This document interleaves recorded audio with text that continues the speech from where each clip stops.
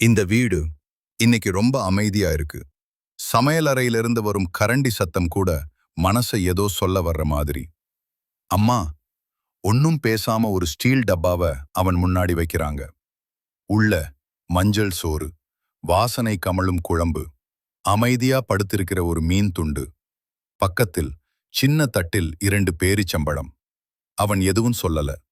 ஆனா முதல் கவளம் எடுத்த அந்த நொடியில மனசுக்குள்ள நினைவுகள் சத்தம் போட ஆரம்பிச்சிடுச்சு. ஒரு காலம் இந்த வீடு சிரிப்போட நிறைந்திருந்தது. அப்பாவின் குரல், அம்மாவின் கவலை, சின்ன சண்டைகள், பெரிய அன்பு. இப்போ அந்த சத்தங்கள் எல்லாம் நினைவுகளா மட்டும்தான். அம்மா மெதுவா கேக்குறாங்க, பசிக்குதா இல்ல மனசு கஷ்டமா? அவன் சிரிக்க முயற்சி செய்றான். ஆனா கண்ணு மட்டும் உண்மைய சொல்லிடுது.